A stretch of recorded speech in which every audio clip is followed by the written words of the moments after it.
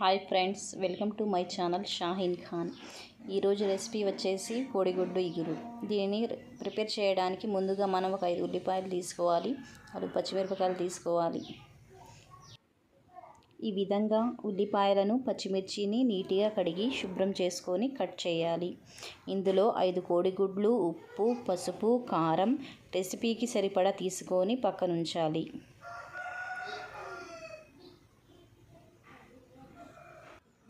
ఈ విధంగా వీటిని తీసుకొని పక్కన పెట్టాలి. తర్వాత ఒక గిన్నెలో ఈ రెసిపీకి సరిపడా ఆయిల్ని తీసుకోవాలి. కొద్దిగా ఈ ఆయిల్ కాగిన తర్వాత మనం ముందుగా కట్ చేసి పెట్టిన పచ్చిమిరపకాయ ముక్కలను వేయాలి. ఈ పచ్చిమిరపకాయ ముక్కలు కూడా కొద్దిసేపు వేగనివ్వాలి. ఒకసారి కలుపుకోవాలి.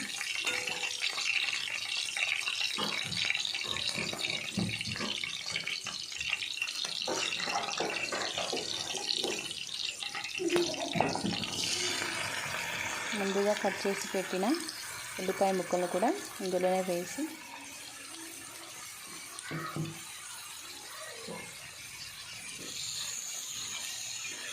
కొంచెం అటు ఇటు తిప్పాలి. ఈ ఉల్లిపాయ ముక్కల్ని కూడా కొద్దిసేపు వేగనిద్దాం. ఈ ఉల్లిపాయలు బ్రౌన్ కలర్లో వచ్చే వరకు ఇలాగే వేగనివ్వాలి. ఒకసారి మూత తీసి ఉల్లిపాయ ముక్కలు వేగాయో లేదో చూద్దాం ఫ్రెండ్స్.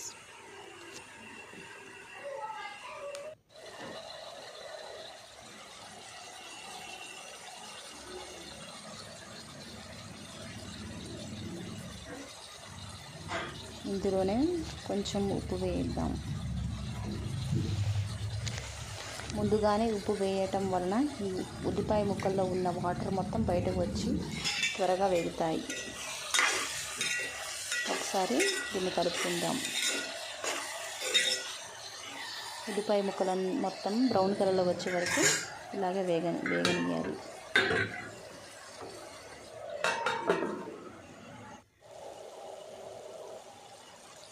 ఇంకా కొంచెంసేపు ఉడకాలి ఫ్రెండ్స్. ఒకసారి వీటిని కలుపుదాం. ఇంకా ఇలాగే కొద్దిసేపు ఉంచితే ఇది బ్రౌన్ కలర్లో వచ్చేస్తాయి ఫ్రెండ్స్.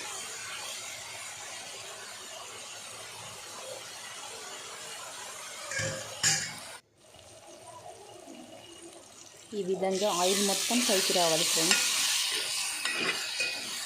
ఇలా బ్రౌన్ కలర్లో వస్తే చాలు. దీన్ని అడుగంటకుండా కొద్దిగా కలుపుతూ ఉండాలి.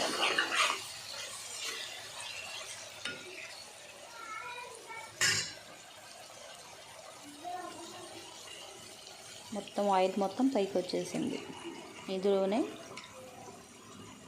మనం ముందుగానే చూపించిన విధంగా 5 కోడిగుడ్లను పగలగొట్టి ఇందులో వేయాలి.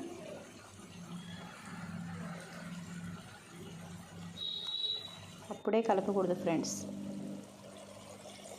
కొద్దిసేపు ఇలాగ ఉడకనివ్వాలి. తర్వాత కొంచెం పసుపు వేయాలి. కూరకు సరిపడా కారం కూడా వేయాలి.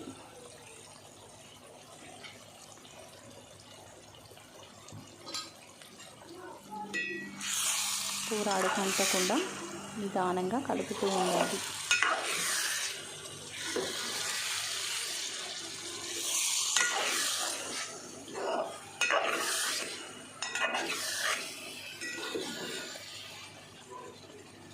చిన్నగా కలుపుతూ ఉండాలి, లేకపోతే కూర అడుగంటిపోతుంది.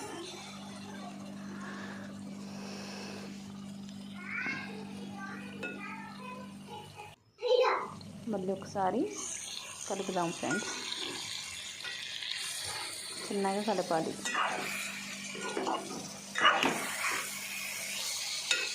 కొంచెం ఆయిల్ మొత్తం పైకి వస్తే బాగుంటుంది.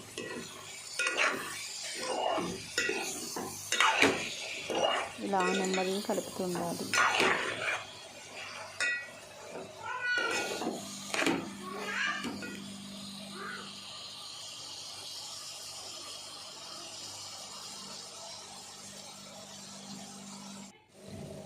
ఇలా ఆయిల్ మొత్తం పైకి రావాలి.